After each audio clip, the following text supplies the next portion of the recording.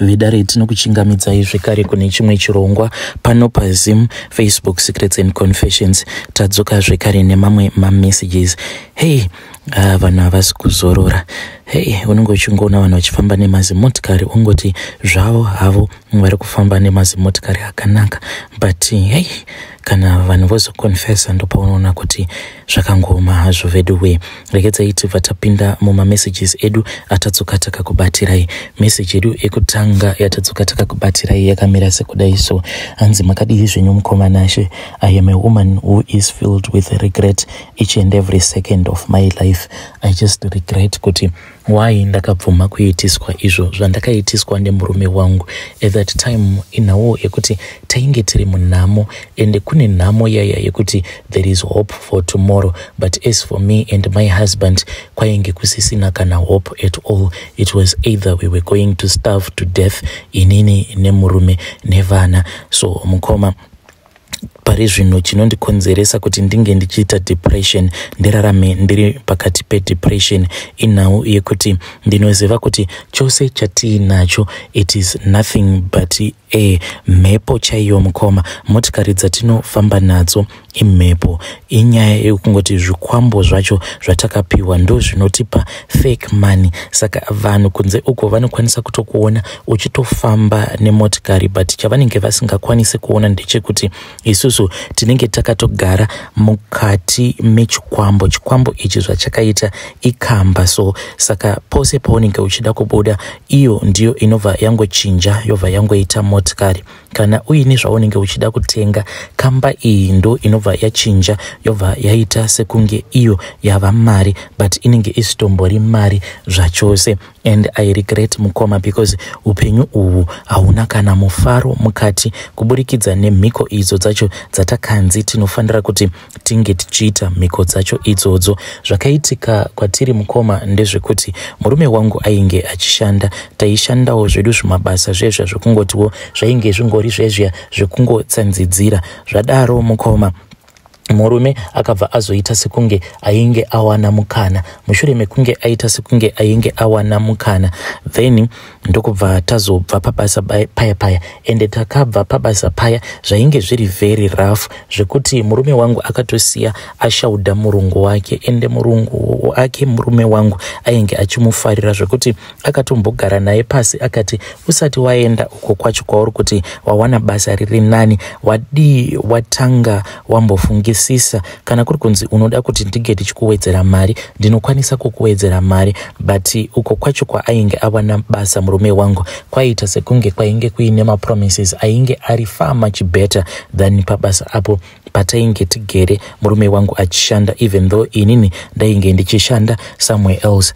Murume akabva ati no man, hazviite kuti unge uchindiwedzera mari, because murume ainge ati munhu uyu kana akagara andiwedzera mari then chinozoitika ndechekuti iye anobva azotanga kundishandisa zvezvo zvekuti anenge ava kuda kundishandisira kuwedzera kwaanenge andiita mari yake. Saka andidi kushandiswa like a slave. Takatuta zvinhu zvedu, murungu uya iye nemhuri yake vakangotitarisa, ndokubva tahaya chimotikari tikabva tabuda zvedu tikabva taenda. Takazoti tasvika kuya mukoma, mwedzi wekutanga zvinhu zvakaita sekunge zveshuwa zvinhu zvainge zvachinja. Apa murungu uya ainge ava kushandirwa nawo nemurume wangu ainge ava kutoita semunhu anopromisa zvinhu zvikuru, sezvo murume wangu ainge achishanda mugarden. Uya murungu akabva atoudza murume wangu kuti aifanira kuti ange achizotora license, achiti iye murume wangu ndiye anenge ava kuita basa remugarden zvekare, nekunotora nekuendesa vana kuchikoro zvekare achinovatora kuchikoro. This was an exciting time for me and my husband. Mwedzi uwoyo murungu uyo ainge ava kushandirwa nemurume wangu akabva atopa murume wangu mari yekuti ange achienda kunotora chiprovisional chake. Takatoperekedzana mukoma, ndokubva tatoenda kuya murume wangu ndokubva atotora chiprovisional chake. Takabva tati Mwari makanaka, shuwa munongochinja upenyu hwemunhu, munhu asina kana kutombotarisira kuti upenyu hwava kutochinja. Zvadaro mukoma nekufamba kwenguva murungu uya akabva azotanga kutitreata rough. Aikwanisa kungotimutsa kana pakati peusiku. Murungu uyu ainge ava kushandirwa nemurume wangu. Iye aita catering, like kana kuri kunzi kana kuine vanhu vanenge vachiita maweddings avo, iye murungu uyu ndiye aienda kuya achinoita mapreparations ese edeko nezvakasiyana siyana. Zvekare ainge aine kaside haso kekugadzira makeke. Saka tainge tisisina nguva yekuti unoziva kuti nguva dzakati ndo nguva dzacho dzaunochaisa. Taingoti anytime unenge uri pabasa. Apa chainge chava kurwadza ndechekuti inini manje ndainge ndava munhu wekuti ndainge ndava kungoshandiswawo mahara ndisingabhadharwi, nekuda kwekuti ndainge ndichingonziwo sezvo ndigere pamba pake murungu iyeye, hanzi ndinofanirawo kuti ndinge ndichibatsirana nemurume wangu pabasa. Ende tainge tisingangoshandiswe zvedheko chete. Vanhu ava vainge vaine magarden avo pamba pavo ipapo. Vaiva nemagardens avo, like vaiti ivo havadi kudya chikafu ichi chema GMO, saka vaiprefer kuti mavegetables avo vange vachizvirimira voga. Saka ndaiswera ndiri mugarden. Then later on kana kuri kunzi ivo madam vacho pane zvavanenge vachida kuti zvinge zvichizoitwa mumba, ndaibva ndazodanwa. Tainge tava kurarama life yekuti yainge ichirwadza usingazivi kuti nguva dzangu dzekuchaisa chaidzo inguvai. Sometimes waikwanisa kungonzi chingoenda kunozorora for only 2 hours, then after 2 hours wobva wadzoka. Vanhu ava zvavaiita vaitobata macontracts mahombe. Some of them they were even national contracts, kwekutoti kunenge kuchitodiwa kutoitwa deco for a national event. Saka vanhu ava kukushandisai kuita kunge madhongi chaiwo. Kamurume wangu munhu wekuti iye haanyarari, anocomplaina, ende munhu wekuti haatyi munhu waanenge achishandira. Saka akabva azoapproacha varungu vake ndokubva azovaudza kuti ivo vaifanira kuseta a timetable yekuti iye ange achizoziva kuti anoshanda kubva na7 here ochaisa na5, kana kuti munhu anongoshanda kunge watch zvekuti each and every time inenge ichingoshanda. Murungu wacho zvinhu zvekuti zvakabva zvamubata izvo zvekunzi kasi ndava kushanda kunge watch here yekuti inongoshanda without any rest. Ndokubva atanga kupopota tumabenefit twose twuya twatainge tuchipiwa twabva twakanselewa. Vanhu ava patakatanga kuvashandira vainge vakatipa deep fridge yatainge tichigara nayo kucottage kwedu. Ivo zvavaiita vaiti kana kuri kunzi vakaenda kunotenga huku mhenyu, then vaitenga dzakawanda tobva tazodzislota isusu, vobva vazotipawo dzimwe. Saka vakabva vazoti tinge tichisimudza fridge, chinhu chinonzi upenyu mukoma. Ndosaka vanhu vazhinji vachiti kana uri murombo unenge utori nechivi, unenge because urombo chaihwo chivi chaicho pamberi paMwari, because takasimudziswa fridge iyoyo mukoma yakazara nenyama. Ndokubva tazonzi tinge tichiendesa kumain house. Takabva taona kuti panapa zvinhu zvainge zvachinja. Tainge tava kutreatwa very rough. Mari chaiyo maikwanisa kuzotopiwa mari yenyu kana musi wa15 kana kutoti mava kutoda kunobata umwe mwedzi ndipo pataizopiwa mari yacho iyoyo yepay.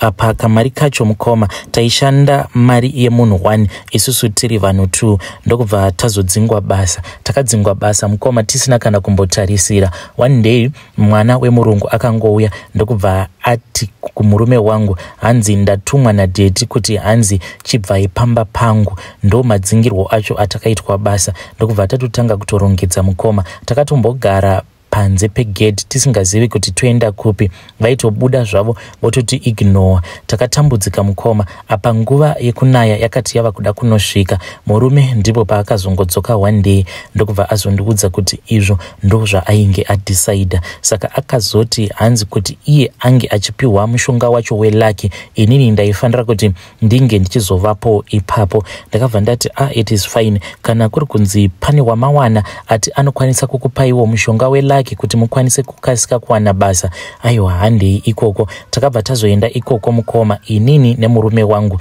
nevana vedu vaviri. Ndokubva tazoenda kun'anga yacho iyoyo. Titasvika mudare ravo sekuru ava vakabva vazobatisa murume wangu nyanga. Vakabva vati iwewe ndiwe musoro wemba, ndokuda kuti unge uchibata nyanga iyi. Nyanga iyi ndiyo yandinoshandisa pakurwa nevavengi vangu. neavo vanenge vakanganisa mhiko idzo dzavanenge vakati vanokwanisa kudzichengetedza mudare muno. Saka nyanga iyi chiuya pano uibate. Murume wangu ndokubva azoenda paya, ndokubva azonobata nyanga iya, ndokubva azonzi nasekuru vaya ange achipika kuti kana akazokanganisa mhiko, musi waanokanganisa mhiko, mishonga iyo yaainge apiwa nasekuru ayaifanira kuti inge ichizodzoka kuna sekuru. Kuru vaya vakabva vazoti kunyangwe zvikazonzi ndazofa, nyanga iyi ndiyo ichazova witness kumushonga uyu wandiri kukupa kuti iwewe wakapika kuti mhiko idzi haufi wakadzikanganisa. Unobvumirana nazvo here?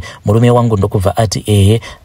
Sekuru vaya vakabva vati uri kumanikidzwa here? Murume wangu akabva ati kwete sekuru, handisi kumanikidzwa, ndinopika ndakabata nyanga iyi kuti handifi ndakakanganisa mhiko. Aiwa mukoma, ndakabva ndaona kuti zvinhu zvainge zvichiitwa apa zvainge zviine njodzi mukati. Worst of all, murume wangu paakazonzi iye ange achizopika nedzinza rake rose, iyi ndakabva ndati kana hazviti hamungapikika nedzinza rose kuti hamufi makakanganisa mhiko. What if kana mukazokanganisa mhiko dzacho, chii chinozoitika? Asi sekuru vaya vakabva vati mudare mavo hamutendedzwi kuti munhu wechimunhukadzi ange achitaura. Vakabva vati iwe mukadzi usina kurayirwa, nyarara, wako murume ndiye anotendedzwa kuti ange achitaura. Saka murume wangu akabva azopika nedzinza rake rose kuti musi waanozokanganisa mhiko, mishonga iyo yatakapiwa nasekuru ava haizodzokeri kuna sekuru ivavo, asi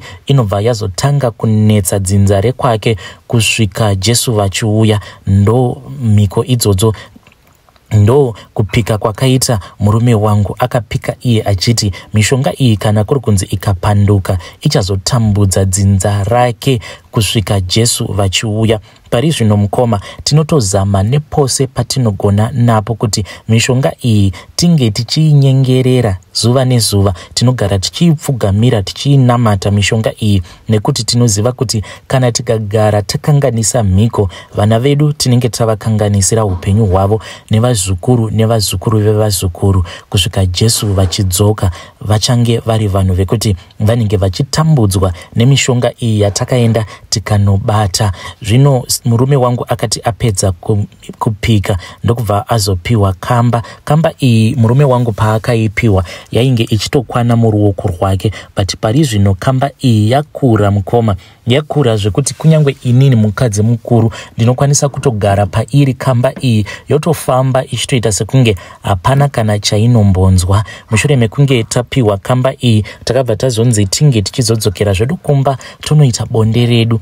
Asi kana tapedza kuita bonde redu, inini ndinofanira kuti paya murume wangu paanenge arasira mbeu yake mandiri, ndinofanira kukasika kuburuka kana tiri pambedha, ndobva ndazopfugama zviya zvekuti ndinenge ndakachonjomara, ndobva ndatanga kuita zviya zvekupusha ndichiita sekunge ndiri kugomera mwana, ndichiitira kuti urume huya hunenge hwasiyiwa mandiri nemurume wangu hunge uchizobuda musikarudzi mangu. Saka zvandinoita ndezvekuti pakati pemakumbo angu apa ndinenge ndakaisa kakaita kunge kambiya, so then urume hwacho hunenge huchidonhera mukambiya ikako. Kana ndapedza kudaro handifanire kuti ndinge ndichizozvigeza sikarudzi yangu. Inini nemurume wangu takapikira kuti hatifanire kuti tinge tichizoita bonde more than once. Kana kuri kunzi kana taita bonde, inini ndikaita mhiko dziya dzekuti ndinoenda ndonopfugama pakati pemakumbo angu, ndobva ndaisa iyo yakaita kunge mbiya,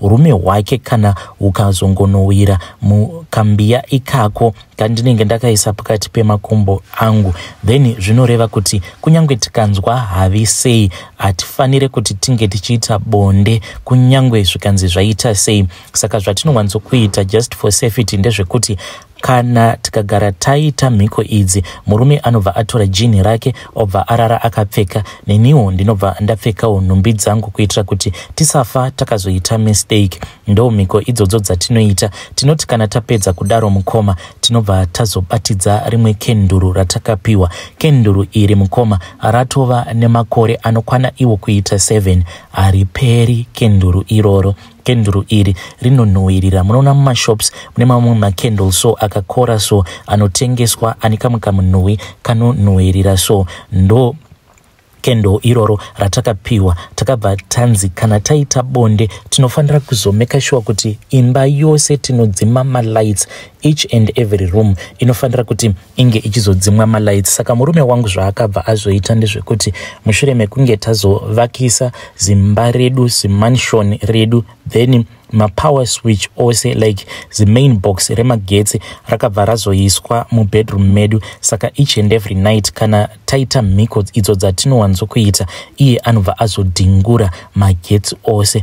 Kana adhingura magetsi tinotonzwa kamba iyi ichitouya ichitobva kugarage, tinotoinzwa ichitokwira masteps ichiuya kune bedroom redu riri upstairs. Saka kamba iyi inogara mugarage. Pamba pedu apa tine garage rekuti at a time mugarage munokwanisa kukwana mota 10, but zvatsinenge dzakaita dzinenge dzakati 1 pamberi 1 kumashure. Saka takabva tazogadzira a partition mugarage imomo, so this partition inogara yakakiyiwa, hakuna ane makey except for my husband, and pose paanenge ari ndiye anenge aine makey.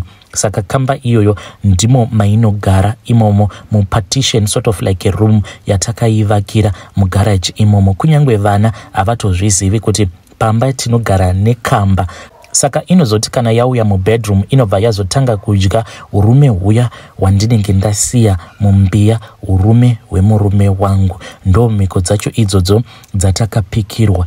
Kana ari semabusinesses tinawo zvedu mabusinesses, asi sezvandakuudzai mukoma pandatanga kuita audio yangu yekutanga iya kuti mabusiness ekuti imhepo musi wazvinonzi tadza kuita mhiko idzi zvose mukoma, everything will just go in flames. Kunyangwe vanotishandira mukoma musafunga kuti mari yatinovapa pane chisvinu chavanokwanisa kuita nemari iyoyo. Munhu wese anenge atishandira, their life will just go down the drain. Ndo mhiko dzedu idzodzo mukoma dzatinochengetedza. Hey vedare, ndo message iyo yandakatumidzirwa ichibva kuna vahanzvadzi vedu. I beg you guys kuti kune avo vakatumidzira mamessages avo, please dzokai nemamessages enyu munongoti forward again kwandiri, because isusu tainge tiri team GB. Saka takabva taitwa kick out of GB neoriginal WhatsApp. Saka pakaipa please assist me. Kana makambotaura neni in the past, kana muine message yamune muchida kuti ndizoresponda kwairi, please speak with me again. Ngatisanganei zvekare mune zvimwe zvirongwa zvinotevera.